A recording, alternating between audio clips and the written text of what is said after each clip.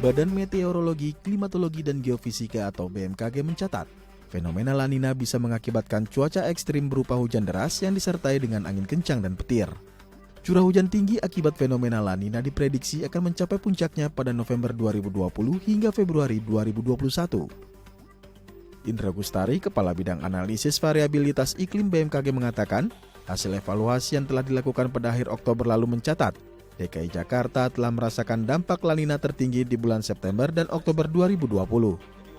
Namun masyarakat ibu kota harus tetap waspada, karena curah hujan tinggi di ibu kota tidak hanya karena faktor La Nina, melainkan sudah memasuki musim penghujan. Gelombang atmosfer MJO yang pada periode tertentu bisa meningkatkan curah hujan tinggi, disertai dengan petir dan dapat menyebabkan banjir.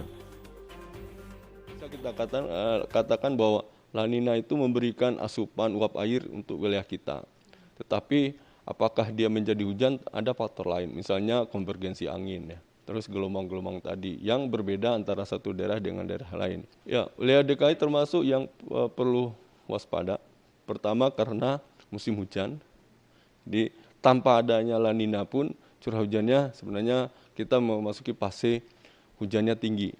Ya, apalagi ditambah dengan adanya fenomena La Nina, tentu kewaspadaan harus ditingkatkan. Di hujan yang muncul dari musim hujan, yaitu pengaruh dari angin monsun, ditambah lagi dengan faktor La Nina, menyebabkan akumulasi curah hujan bulanannya menjadi potensinya lebih tinggi. Memasuki musim penghujan di wilayah DKI Jakarta dan wilayah penyangga ibu kota, pintu air Manggarai telah melakukan antisipasi jika terjadi peningkatan curah hujan. Dan 20 petugas Dinas Unit Kebersihan Badan Air DKI Jakarta telah siap siaga jika terjadi peningkatan curah hujan dan terus melakukan pembersihan sampah-sampah yang tersangkut di pintu air Manggarai. Roy Panjaitan, operator alat berat Dinas UPK Badan Air DKI Jakarta pun mengimbau masyarakat DKI Jakarta, terutama yang tinggal di bantaran kali, untuk tetap berhati-hati dan tidak membuang sampah di kali. Pastinya ya kita menggunakan alat berat 3 untuk pengangkatan sampah ketika datang dari hulu gitu. Iya. Dan orangnya juga standby kita 24 jam. Operator juga begitu, persip saling menjaga kebersihan, jangan buang-buang sampah supaya ibu kota kita bersih dari sampah. Kali juga terjaga.